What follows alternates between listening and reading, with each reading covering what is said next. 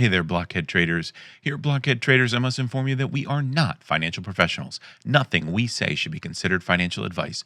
We offer our own thoughts and opinions to you, the viewer. We expect you to take these opinions, form your own financial conclusions, and make your own financial decisions. This is Blockhead Traders for the week of December 1st, 2024. And in this week's episode, it's just myself, Sprocket888, and I wanted to take you through a breach of a recent trade that I had and go through my thought process. It seems that I've been picking up quite a few of these breaches lately. And this, I thought, was a very good example of where I had left room to plan in case of a particular breach. And right now, I am executing that plan as the strikes were breached on the call side in the Russel.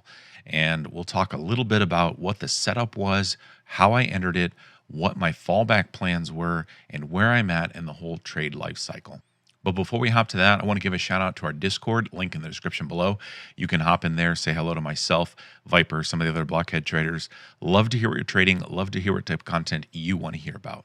Also, you can find a link to thetagang.com/sprocket888, where I post each and every one of my equity trades, the good, the bad, and the ugly.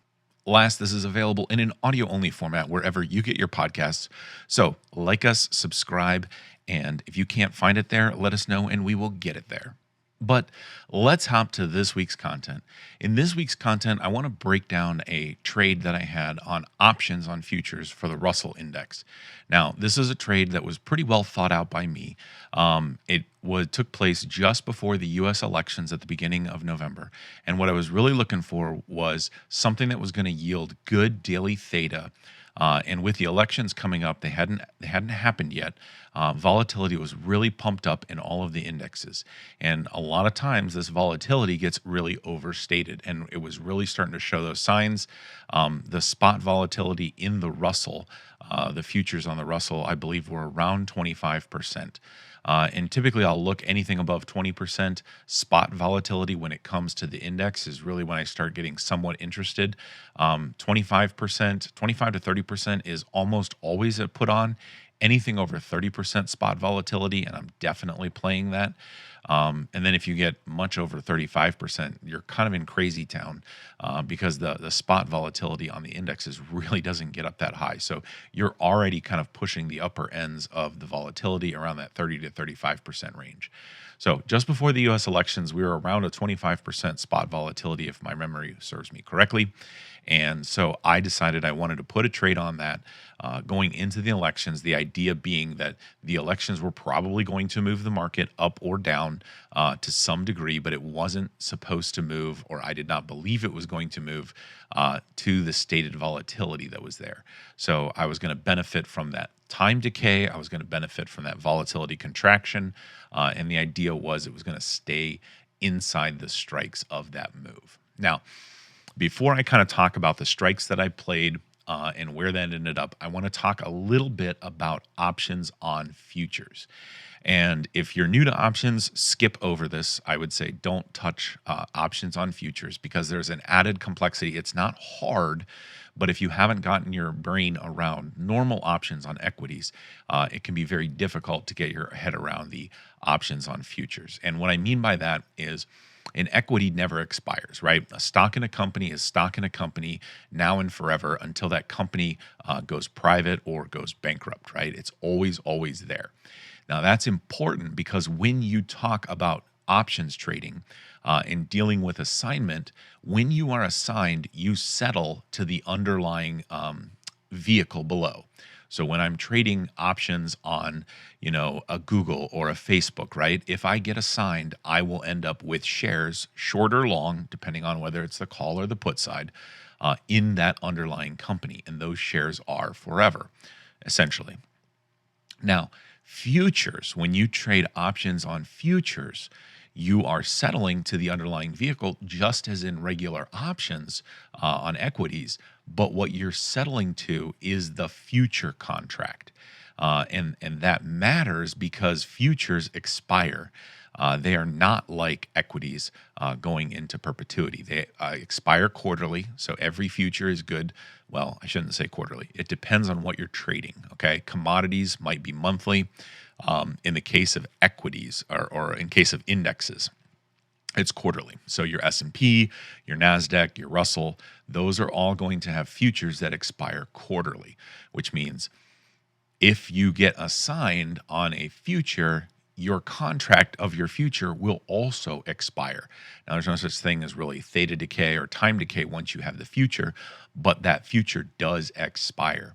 Now, that's important when you're selling options because, one of my strategies in the other equities, right, is if I get assigned, okay, great, so what? I've got the shares, I'll sell covered calls against them, or something to that effect, right, to keep it going, and I can keep doing that into perpetuity, in theoretically into perpetuity, because that underlying is good forever.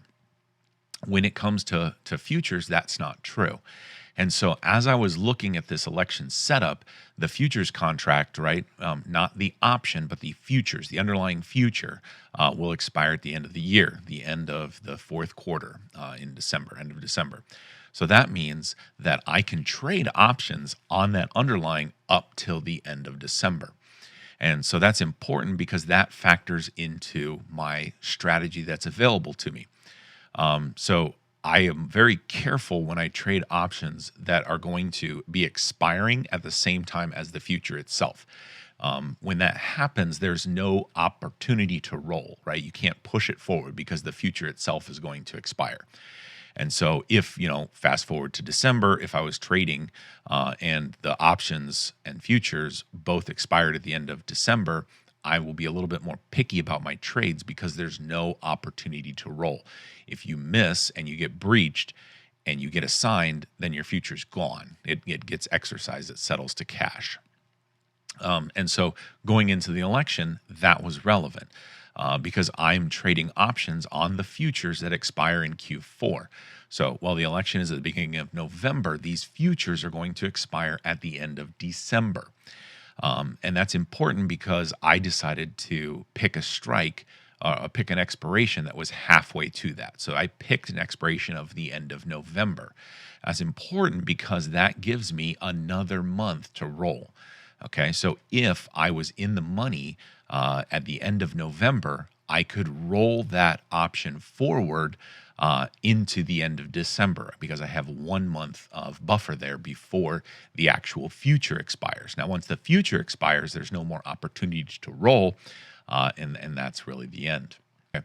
So let's move to the trade setup here. And so much like all of my trade setups when it comes to options, I'm going to start out on that 16 to 25 delta strangle. Now, like I said, the volatility was slightly extended to the point where I was, pretty comfortable that I thought we were kind of overstated on our volatility. So the Monday before elections, basically the day before elections, I went ahead and put this strangle on. And the 20 delta strangle at the time of where we were trading on that futures index put me about a 2100 put and a 2350 call. And so I'm going to switch over here to this Flappy Bird chart where it calls that out. And you'll see that the put is a little bit shorter. I'll get to that because I ended up rolling that put very, very early. And this top box up here is where the 2350 strike is. Now, spoiler alert, I didn't rewind this chart so you can see exactly what happened to the price action on the Russell as we entered here. But the Monday before I put this trade on, the U.S. election happened, and the Russell just went absolutely through the roof. I had picked the 2350 strike because this was a pretty important weekly level.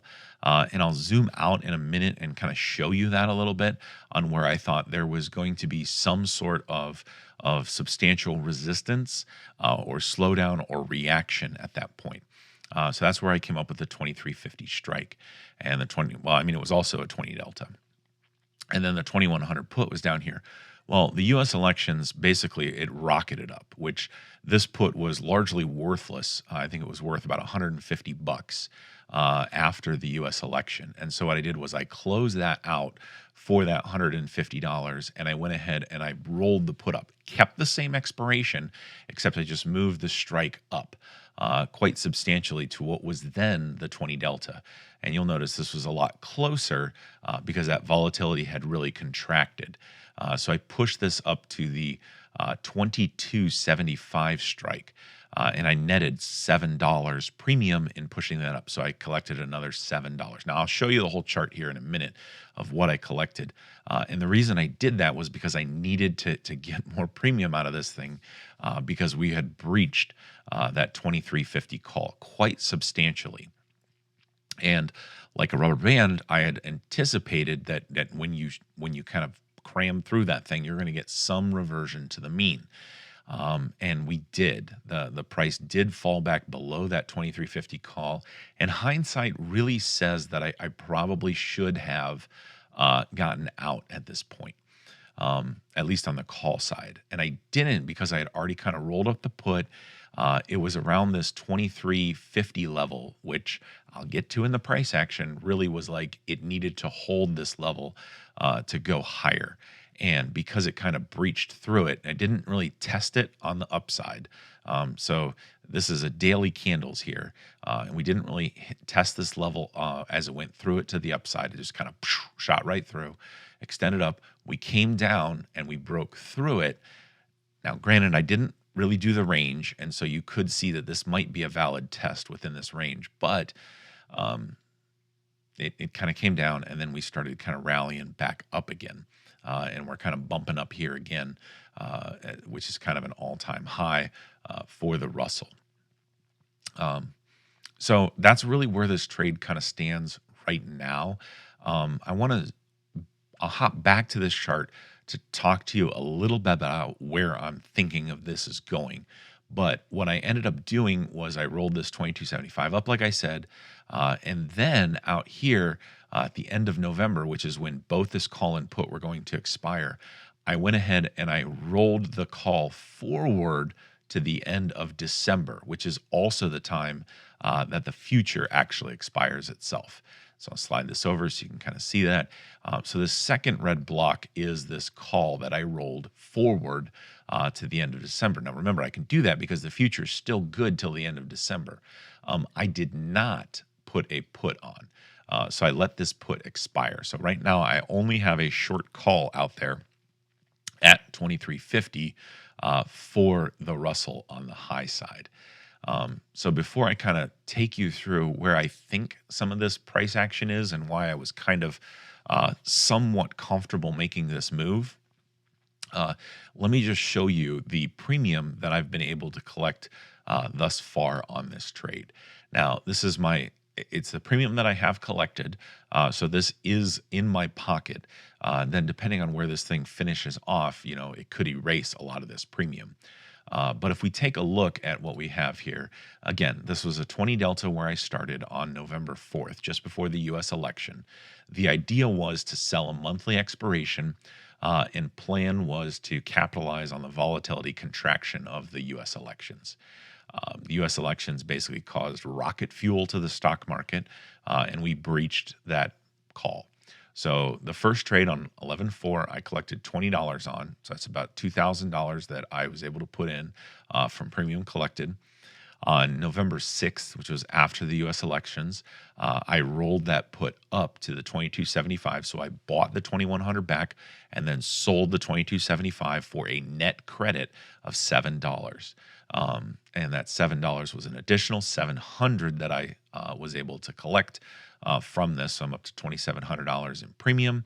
And then these options were good until November 29th. And then on November 26th, going just before the U.S. Thanksgiving holiday, I wanted to make sure that I got this rolled out. These do follow European exercise rules, so there really isn't a chance of early assignment. But I wanted to get this off the books because the U.S. holidays were in there, and I didn't want to forget about it or miss the opportunity to roll. If I didn't, this would have settled to cash. So I closed out that 23.50 call, and I rolled it forward to the end of December, also at a 23.50 strike. So I didn't change the strike, just pushed it out to the end of December and collected an additional $11.50. So that brings the net premium that I've collected on these three moves to $38.50. And the buying power of this is really fixed on the margin required to own the future of $9,000 roughly. And so that is about a 43% return on capital of where I'm sitting here at collecting $38.50. But bear in mind, we are in the money.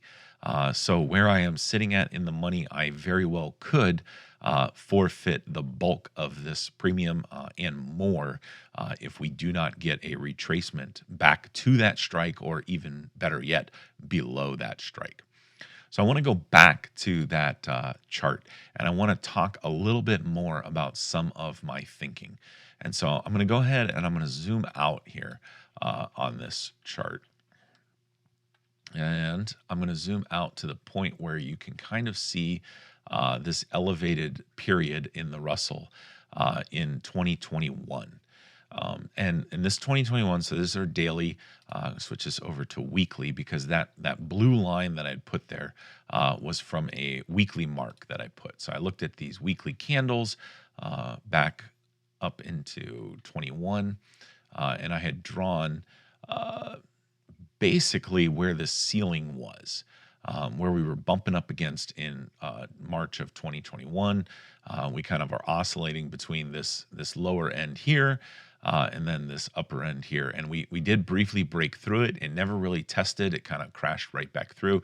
So there is this tiny little blip up here that'll take us up to about a 24.50 strike on one of the wicks. And so that's kind of important, because that's where I originated this 23.50 strike, saying, hey, this was a pretty significant resistance for all of 2021 on the weekly chart.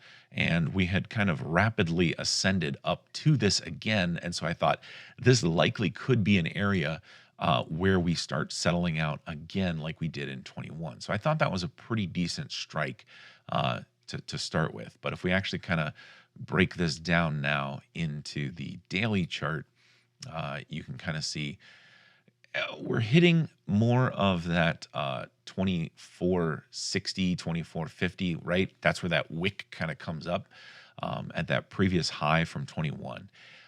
And I'm really kind of looking to see if this will end up kind of grazing back down below this strong weekly level, or it ends up using this as support to kind of launch higher. If that's the case, I'm going to kind of be SOL here. But I want to show you one other thing that I kind of threw on this chart. And this is, I typically like to trade on indexes, kind of an oscillating channel, right? So right here, you can see here's the strong weekly level here, and this strongly weekly level here. And what did we do? We ping, pong, back and forth, right? And a lot of times this is true until you kind of break your trend of your channel, and then you kind of start forming a new channel. And so I marked out what I see as a new channel. And it's this kind of up and to the right channel, which, historically doesn't stay forever, right? We had this coming out of COVID, this big up and to the right channel, and we eventually leveled off at an oscillating channel. So we could very well be taking the elevator here up from this floor, where we're ping-ponging from 2022 to early 24, where we started getting on the elevator and riding it up. And we could be settling back out here in this new channel, which will go between about 2100 and 2350, which was the same channel that we hung out in within 21. Where this gets interesting is where this channel resides and where this is oscillating, right? So here's my strike. And so we have until the end of December to see if we actually get a retracement here down anywhere in this blue triangle down below to come off the bottom of this channel before kind of heading back up. Or this is the top of potentially a new channel, or we're just going to keep going up and to the right, and we're going to blow through this, and I'm going to be out of luck. So that's really where we kind of stand. And I'm taking the chance that I'm going to collect this premium. because I do believe we likely could come down. Even if it's to this midpoint, we're going to get really close to that 2350 strike. And with the premium that I've collected, I should easily be able to close out for green still. Better yet, if we actually get a failure here and we start going between that 2100 and 2350 like we did in 2021, then this can easily kind of probably close out for a decent amount of profit. So that's the thinking that I was really running into going into this, to leave myself some room. Didn't paint myself into a corner right out of the gate. Now I'm getting closer to that corner now because I've used up all of my rolls time, so I can't roll anymore. I've already rolled out to the end of December, which is when the futures themselves will expire. And then so depending on where this falls, that is going to settle to cash. And so if we really break above the top side of this channel, it might be time to eat my losses at that point. But as long as we're still kind of in this channel that I've marked here, then and before this expiration, then this red area here is a risk area that I am willing to take. So rough numbers wise, if we really stay at the top side of this channel right here at expiration, which is 25.30, if we take the difference between that and the strike, we're really looking at about 180. And then the way that this ratio kind of works, that's about a $90 in the money for this particular contract. So that would be a loss of $9,000 if we were at that price at expiration. Now, that doesn't take into account the premium that I've collected, so you have to offset that with the 38.50.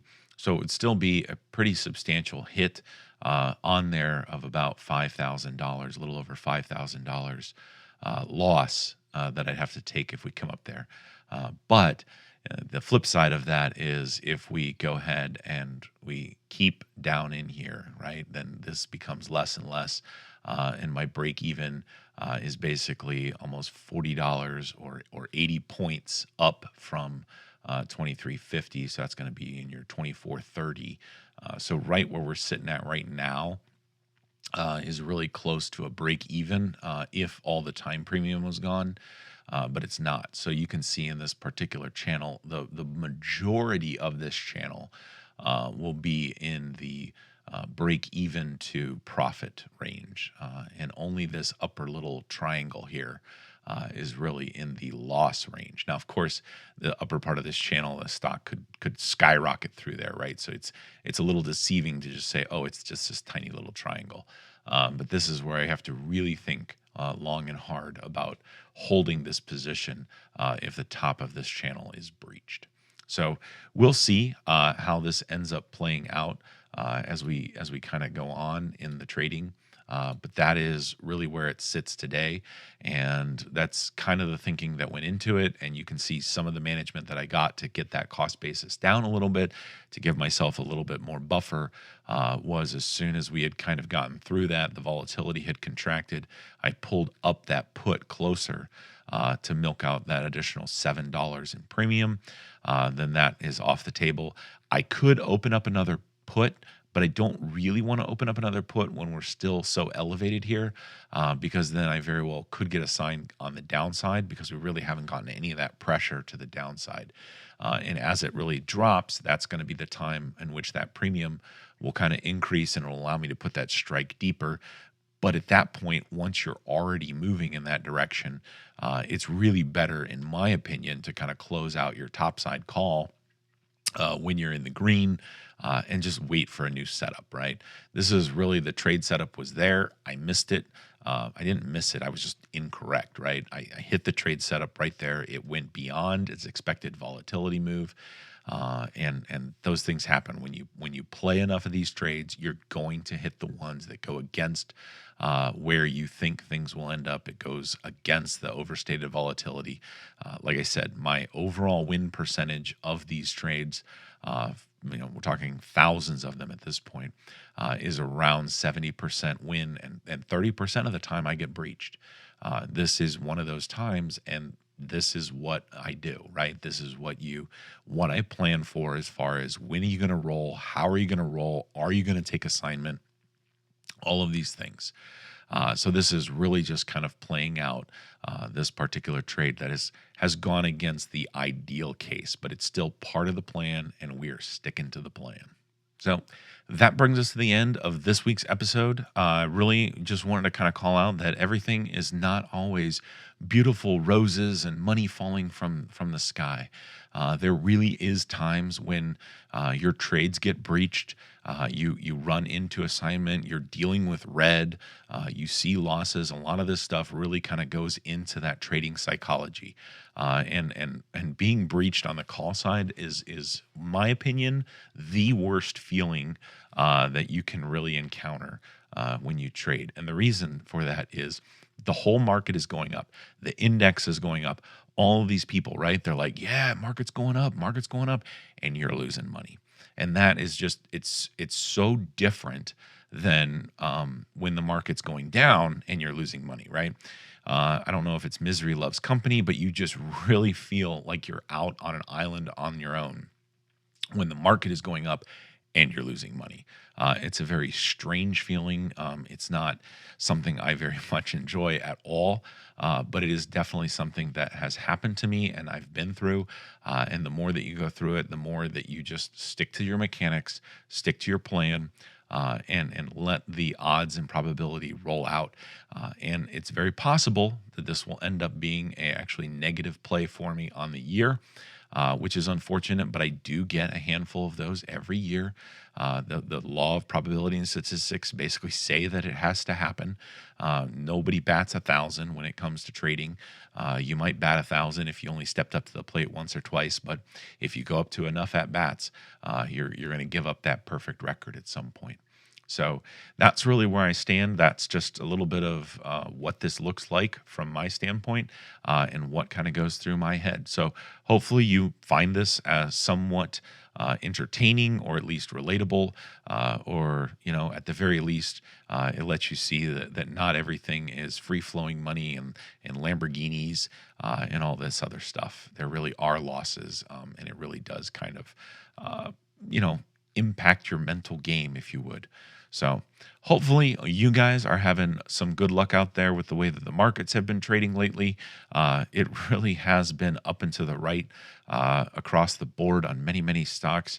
That's something that's not really sustainable, in my opinion. So it'll be really interesting to see what happens as we kind of keep going. And I will be standing by, waiting for that volatility to start creeping back up in the market so I can start getting back to selling volatility more frequently. So good luck out there, have fun, and remember, think outside the block.